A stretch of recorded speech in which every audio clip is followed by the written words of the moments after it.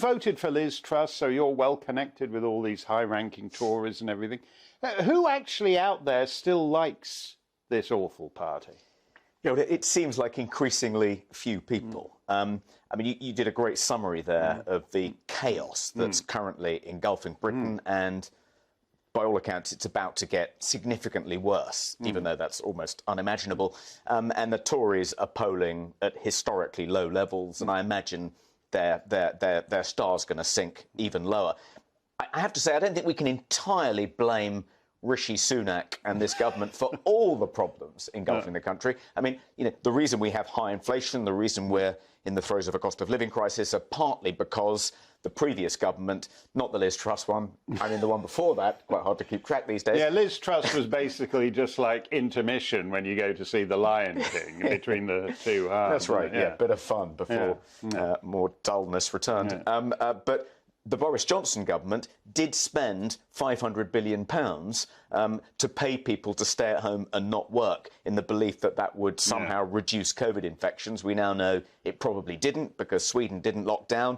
They didn't pay their working population to stay at home and not work, and as a result, they're in a much better shape economically than we are. But some of the problems we're in, the NHS crisis, the fact that, as you said, something like 10% of the population is now on an NHS waiting list, partly because people were told to stay at home to protect the NHS during the pandemic. They did that, and now they have a lot of things wrong with them that the NHS can't see them about, because there are too many of them, because too many of them stayed at home. So, to a certain extent, you know, Rishi has inherited a almighty mess, but he's partly responsible for it, because he was in the cabinet as Chancellor of the Exchequer in the Boris Johnson administration. He didn't inherit it. The person who, I guess, inherited it under the rules was Liz Truss. Liz Truss lasted 20 minutes, and then the loser from that contest was mysteriously... So he's now been there longer than Liz Truss, and yet he's invisible. He doesn't seem... He was doing karaoke with Justin at the G20 or whatever it was,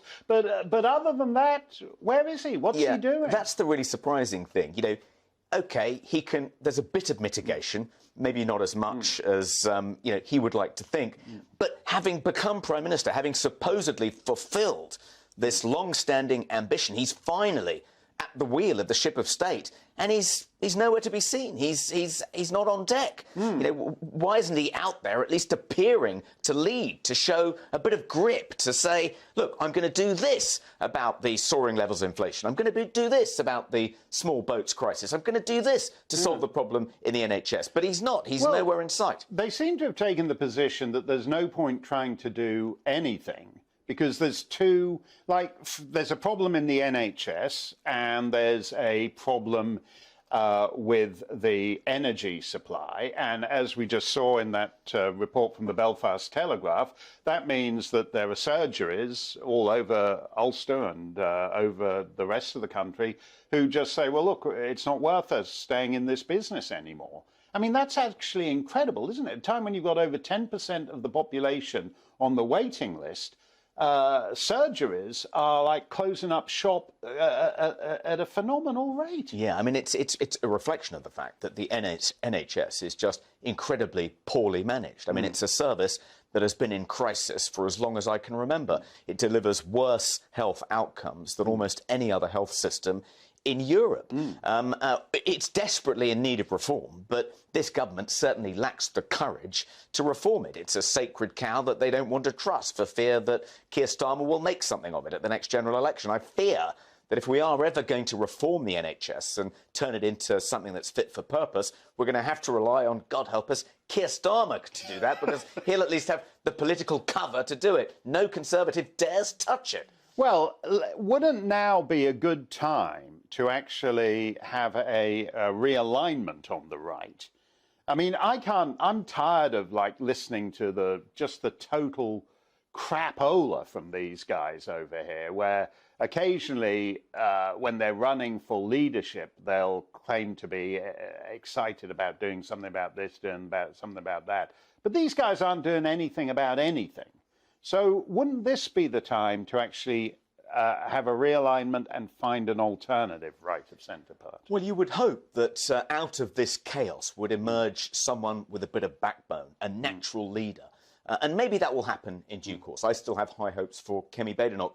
But, Mark, there are some things we still do really well in this country. Let's not forget, if you commit a microaggression, if you ask a woman of colour at Buckingham Palace, where is she from originally? Yes. You know,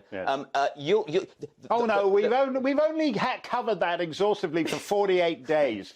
We can't. There's another 10 days of legs in that story. I mean, it's incredible that she was out of there, you know, within seconds of asking this question. Suddenly, all the machinery, which normally doesn't work, sprung into action. It's like if you're burgled, you call up the police, you say, "I've just been burgled. They've defecated in my sitting room. They've killed the pet dog. They've set fire to my garden office. They've trashed the kitchen. The police might, if you're lucky, give you a crime reference number that you can pass on to. No way they'll come around to investigate."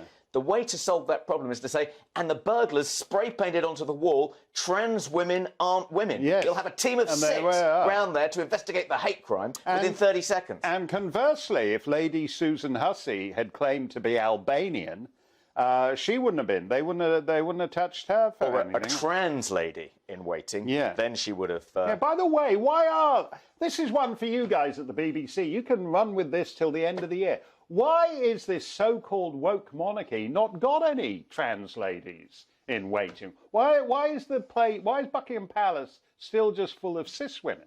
These are the problem. Well, you know, just to tie it all up, I was slightly astonished, going back now, whatever it is, 2 months, at the congratulations there were about how, for the Queen's funeral, which admittedly went off very nicely, but then people were saying, oh, say what you like about Britain, but this is one thing we do really well. It's not actually a good sign when the best thing a country does well is funerals. I mean, what about all the other stuff? What about life? Not just death. When you look back at the country, you look back at that period of mourning, it seemed the depths to which we've fallen since just then.